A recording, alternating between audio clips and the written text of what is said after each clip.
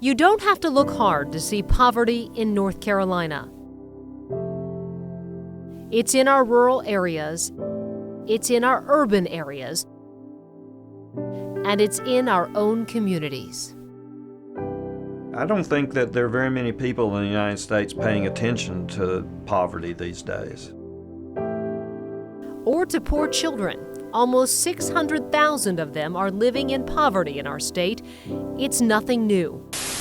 In 1986, WRAL produced a documentary on child poverty in North Carolina. It was called Every Fourth Child. The title reflected our state's 25% child poverty rate at the time. The rate is 26% today. The documentary profiled Connie Tillery and her young daughters. It's just bad that we got to struggle and hustle and try to raise our children the best way we can. We're going to go back and revisit Connie and her family now that it's nearly 30 years later to see what has changed and what hasn't. Yes, it's still a struggle now. Bring it here. And we're going to visit with children living in poverty in our own community today to find out why it is such a stubborn problem that society has been unable to solve. It would be great to not have to, rely on the government, like food stamps and stuff like that.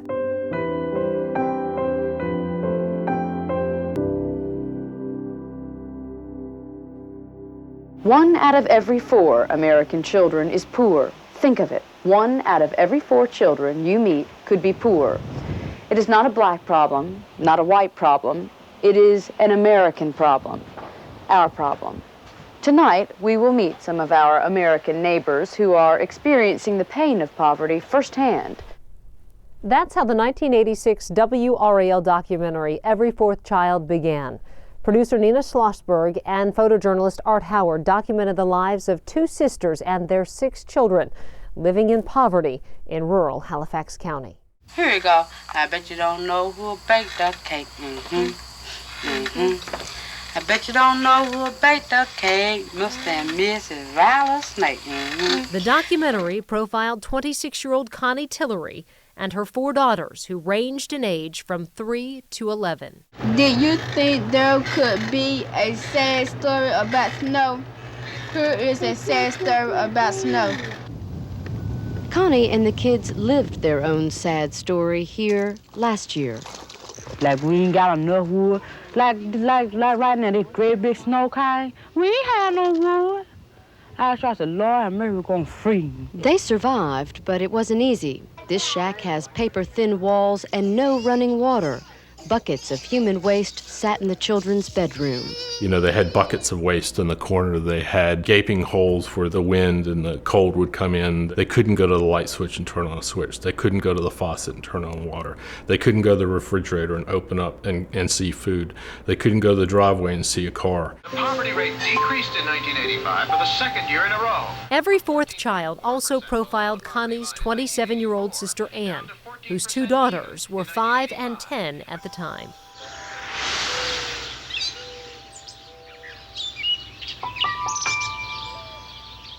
Ann and her kids live in the back of an old store. Dene, get up. They pay rent out of the welfare check they get and buy groceries with the food stamps they receive. Breakfast looks pretty good at the beginning of the month, but a few weeks in, things begin to change. The meals are much leaner. The money runs out. It make you feel real bad knowing your children want something you can't get it for them.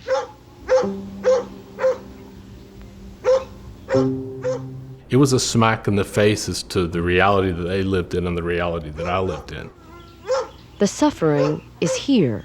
I grew up very insulated in the Triangle, and so to drive 2.5 hours away and see kids that were growing up in these situations was frankly kind of difficult.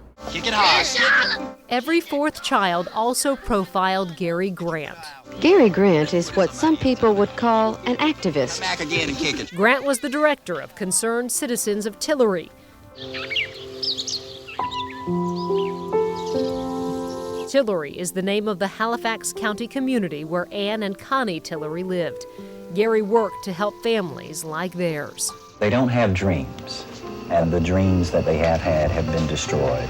Yeah, but couple years up. And they've become complacent and shut into the cycle in which they're in, and the adults can't give their children dreams. See you in the morning, Shasha. And therefore the cycle just repeats itself over and over. No one says, hey, I deserve better, or hey, I can have better. They have no hope in themselves. And we have to give that hope. Yeah, this must be a little bad boy. So did the cycle repeat for Ann and Connie's children? Did they do better? Nearly 30 years later, we'll talk to Connie to find out. It was hard time back then. Yes, it was. And we'll talk with her daughter, Michelle, who was 5 when we first met her. She is now 32. Everything's still a struggle, I guess. But next, you don't have to go to a remote, rural county like Halifax to find families with children living in poverty. They're right here in our own communities as well. When you have to sit there and you have to tell your child he can't have that because you have no way to pay for it, I mean, he doesn't understand that.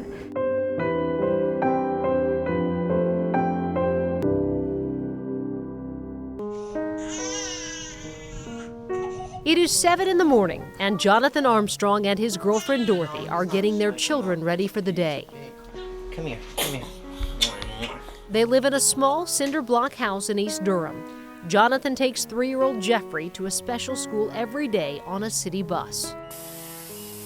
You get on the bus, you got people up there that are drunk, don't know how to act, drinking beer in front of the kids. Sometimes it gets a little bit aggravating, but we deal with it because we have to. We have no other option. Dorothy gets in a van with 2-month-old Ryland for a free ride to Lincoln Community Health Center.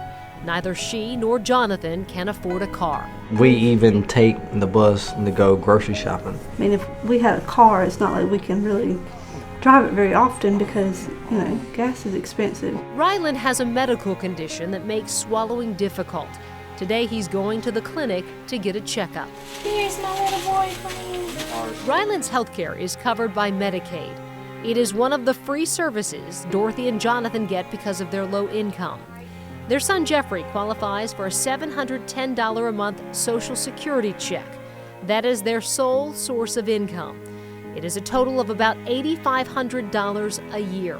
That is well below the federal poverty line of about $24,000 for a family of 4. We just do the best we can with what we got. It is barely enough to cover rent, electricity, and water. By the time you take the cash amount, the $710, and you get all of that, there's $1.50 left in the bank, literally. So every month I have maybe $1.50 left. That's not even enough to take the kids to McDonald's and get them a Happy Meal. And certainly not enough to pay for luxuries like cable TV. That's not even possible. No, that's not even possible. Even their cell phones are a free government benefit. We can't afford a regular cell phone. They say they do everything they can to keep their utility bills low. Like, how often do you really turn on the water or light switch and think, oh, I'm spending this amount of money? And Dorothy has learned to cook in larger quantities and eat leftovers. And that conserves on food, that conserves on the power, and the washing the dishes. They do get about $500 a month in food stamps. If we didn't have food stamps, I don't know how we would eat. Here, put your coat on, buddy. And they depend on charities to clothe their children. The clothes that the kids wear, we didn't buy them. It would be great to not have to, rely on the government, like food stamps and stuff like that. But, I mean, even if you get a job now with minimum wage, you're still going to be in the same boat. They're going to yank our food stamps from us. And 2 people working minimum wage with 2 kids, we still can't put enough food in here to last whole month. It's not possible. They fear they will lose more than they will be able to buy working minimum wage jobs, not only food stamps, but medical care for their children. What they're telling you is if you don't go to work and you sit at home, you can get all these services, but if you go to work, then you're not going to get anything. In our 1986 documentary, Every Fourth Child, Larry Brown of the Harvard School of Public Health said that is one of the things that contributes to the cycle of poverty. Now, what kind of craziness is it in America when we hurt people who are trying to struggle to get back on their feet and help their own families and society? It doesn't make sense. We still do that. Today, Brown is the president and academic dean of the Center for International Learning in Oman. In the 1986 documentary, he said hunger in America was a national epidemic. Do you believe that is still the case today? It's a national health epidemic, but it's clearly a silent epidemic. And it wasn't dealt with, and it's become far worse. So it's moved essentially from an epidemic or a crisis to just a chronic condition in America. It's now part of who we are as people. In 1986, Brown said 20 million Americans were going to be hungry on any given night. Today, the government's own numbers show that more than 40 million people in America are going hungry. So they accept it, but they do nothing about it. And why is the child poverty rate in our state essentially the same as it was in 1986? What is going on? What is going on is that the government has engaged too much in handouts and hasn't invested enough in people. What we need to do is to make investments in low-income people, just like we made investments to build the middle class in America. I like what you're doing. Some public policy experts say those investments should include expansion of programs like the federal Head Start program and North Carolina's Smart Start program, which can provide support for poor children. We come up with good ideas, and then somehow the resources just don't seem to be available. Korstad says poverty's persistence in our state is partly due to the decline in tobacco, textile, and furniture industries in the 1990s and the Great Recession of 2008. And it's very hard to understand how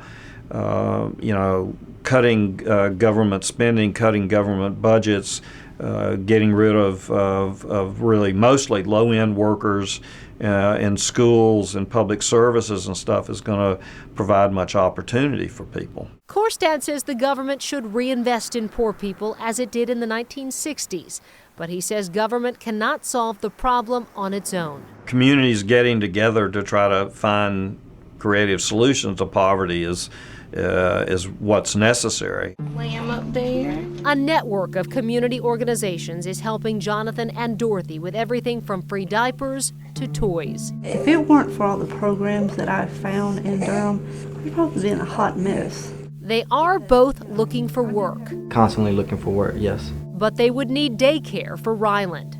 If we're on, opposite schedules, then it would work fine. Dorothy is hoping she can go back to school. That way I can, work in something other than, hamburgers and french fries. Jonathan and Dorothy live in a region of the state where the median household income is almost $60,000 a year, and so many people have so much more than they do. I look at those people and I think to myself, maybe one day I'll be like that, but then on the other hand, it's probably not going to happen. Come on, buddy. But like Connie and Ann Tillery, they would like to see it happen for their children. I don't really want them to say, oh, well, as long as I sit back and I don't do anything, then, the state or the government's going to take care of me. I tell you, it's rough. Next, we check in with Connie Tillery from the 1986 WRAL documentary, Every Fourth Child, to see what life is like for her and her children today. It's got to be a better way. There's got to be a better way.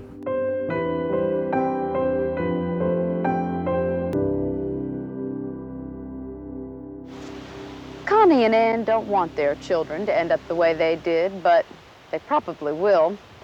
It's a cycle the government hasn't been able to stop, and one the community perhaps hasn't paid enough attention to. What we found since that 1986 WRAL documentary, Every Fourth Child, is that many of those things are still true. Poverty is a stubborn cycle within families that the government has not been able to stop and that much of our community has ignored. We see some of that cycle in the Tillery's grown children, but we also see some progress. This is what Connie Tillery's house looks like today. It was her home nearly 30 years ago. This shack has paper-thin walls and no running water. Buckets of human waste sat in the children's bedroom. Connie no longer lives in this house. She now lives in a manufactured home 20 miles from Tillery in the town of Kelford. It's got heating, air conditioning, and indoor plumbing, things Connie did not have in 1986. All right now. Connie has something else she didn't have back then as well. She has a job. She works at the nearby Hillshire Brands plant. I work hard every day, and I grow a check every week, and I'm thankful to the Lord for that. Connie says that check is more than $500. She says it's just enough to pay the bills, but there's nothing left for savings. As soon as you get money, it go for something else. Yep. Connie and her daughter Michelle are the only members of their family profiled in the 1986 documentary who were willing to participate in this program. Connie says the rest of the family, though, is doing better than they were then. All of them do got a job, you know. Be the bad self. But Connie says none of her daughters finished high school. And even though her daughter Michelle is working, she still lives with her mother. 'Cause I can't afford my own place. Michelle's 3 children live there too. Trying to take care of them. Keep them wearing nice stuff. Make them better when we were growing up. Michelle says that is not easy to do with her $280 a week paycheck. That puts her income at just over $14,000 a year, well below the poverty line of about $24,000 for a family of 4. And ain't no good jobs out here. Michelle says food stamps provide about $200 worth of groceries a month. She says she's not able to provide for her children the way she'd like to. Yeah, they want a lot of things, but they can't give them, so do the best we can do. Michelle remembers what life was like in 1986. Hard. We ain't had nothing. Life is only marginally better today. We do got a little better, but everything's still the same.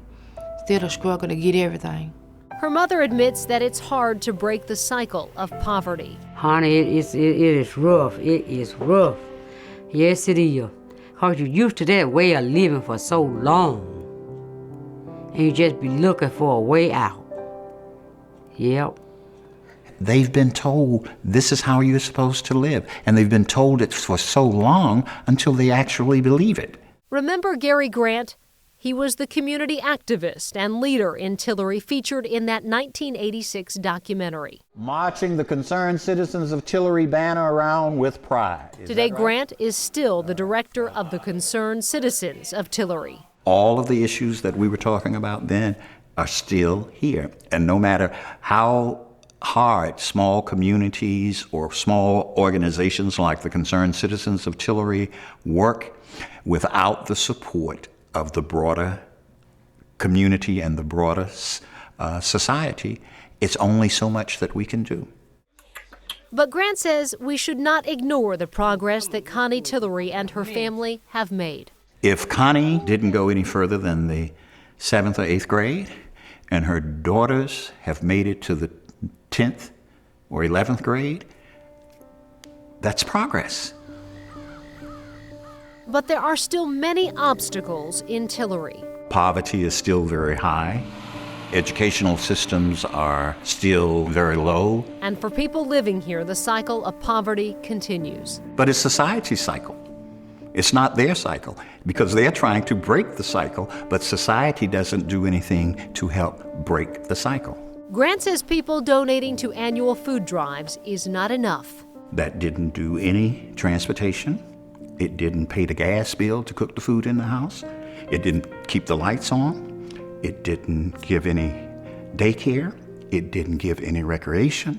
He says the millions of pounds of food collected and distributed by food banks in our state illustrates the depth of the problem.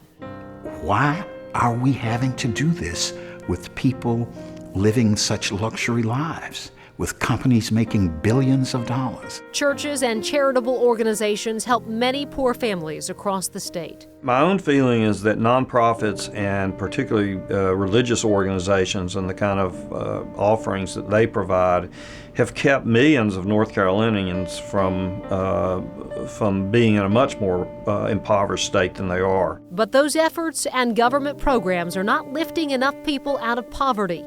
Grant says real solutions must come at the ballot box by electing leaders who put people first, including poor people. That's one of the biggest ways that we can change it.